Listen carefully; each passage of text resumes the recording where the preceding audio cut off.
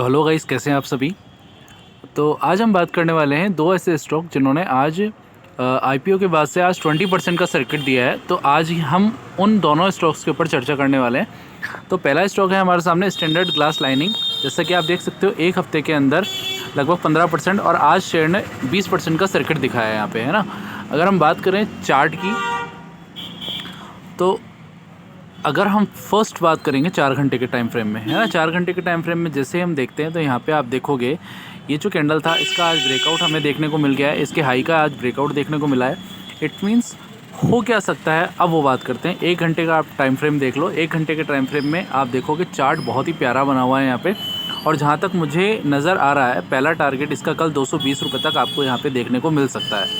लेकिन गाइस, नए जो आईपीओ होते हैं उनमें अगर 20% के सर्किट लग रहे हैं, है ना, तो उसमें आप क्विट करने की भी जल्दी कोशिश किया करो। क्योंकि एक स्विंग ट्रेडर का जो एम रहता है ना, वो मुश्किल से मुश्किल आपको ये सोचना चाहिए कि अगर मुझे 20% मिल रहा है तो मैं उसमें से 20%, 15%, 10% जो भी मिल रहा है ना वो लेकर के निकलो, है ना। क्योंकि स्टॉक्स इतने सारे हैं कि अपन इसमें नहीं तो दूसरे में कमा लेंगे।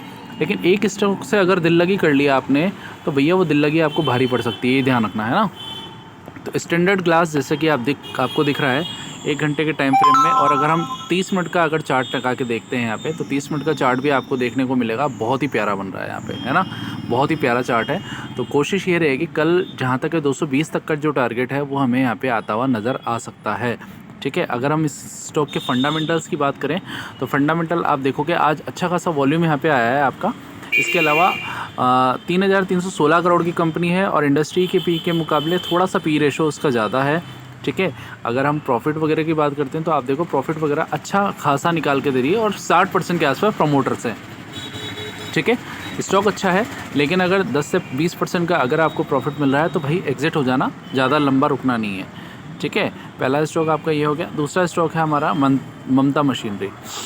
आपको ध्यान होगा कुछ टाइम पहले मैंने लाइव के अंदर आपको बताया था कि ममता मशीनरी के अंदर बाउंस बैक आपको देखने को मिल सकता है, क्योंकि बॉटम बन चुका है, उसका बॉटम जो है वो बन चुका है। अब बॉटम बनने के बाद आज आप देखोगे तो आपको यहाँ पे भैया 20% का सर्किट यहाँ पे देखने को मिला है। 1044 करोड़ की कंपनी है, लेकिन इंडस्ट्री के पी के मुकाबले इसका जो पी है काफ़ी सस्ता है। तो भैया इस स्टॉक के अंदर मुझे तेज़ी के आसार ज़्यादा नज़र आ रहे हैं, ठीक है। क्योंकि अगर आप देखो तो प्रॉफिटेबल कंपनी है, प्रॉफिट रेगुलर बेसिस पे बढ़ रहा है। इसके अलावा प्रमोटर 62% के आसपास है। एफआईआईज भी इसके अंदर 2% की हिस्सेदारी लिए हुए हैं, ठीक है।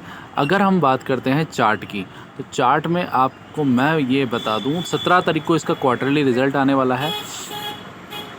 इसका जो चार्ट है ना 4 घंटे के टाइम फ्रेम में अगर मैं बात करूं तो 4 घंटे के टाइम फ्रेम में आप देखो ये जो स्टॉक है मुझे ऊपर की तरफ स्पीड से बढ़ता हुआ नज़र आ रहा है भैया। 510 का इसका प्राइस है और ये मुझे 525 पहला टारगेट है और दूसरा टारगेट लगभग 550 से ऊपर की तरफ निकलता हुआ नज़र आ रहा है। गाइस, इसमें आपको स्टॉप लॉस का भी ध्यान रखना होगा। स्टॉप लॉस आपको जो रखना होगा वो देखो इस कैंडल का जो लो है वो रहेगा। आपका स्टॉप लॉस काफ़ी बड़ा होगा क्योंकि 20% का सर्किट लगाया है। अगर ये नहीं रखते हो तो 4 घंटे के अकॉर्डिंग अगर आप रखना चाहते हो तो इस कैंडल का लो 461 रुपये का आपका इसका स्टॉप लॉस, ये स्ट्रिक्टली स्टॉप लॉस है जो आपको रखना ही होगा, ठीक है। क्लियर है।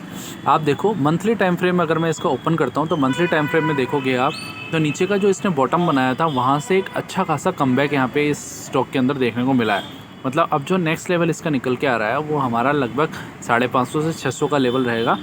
अगर मुझसे कोई पूछता है कि क्या इसमें फ्रेश एंट्री की जा सकती है तो मेरा जवाब हाँ में रहेगा कि हाँ, ममता मशीनरी में आप फ्रेश एंट्री कर सकते हो, बट आपको स्ट्रिक्टली स्टॉप लॉस याद रखना होगा।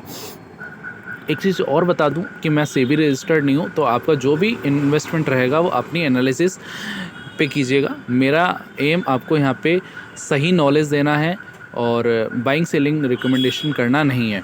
तो उम्मीद करता हूँ आज के दोनों स्टॉक आपको अच्छे लगे होंगे। इंट्राडे बेसिस के हिसाब से ये दोनों स्टॉक कल के लिए इम्पॉर्टेंट रहने वाले हैं, तो थोड़ा सा फोकस रखिएगा। मिलता हूँ आपसे नेक्स्ट वीडियो में, तब तक के लिए गुड बाय।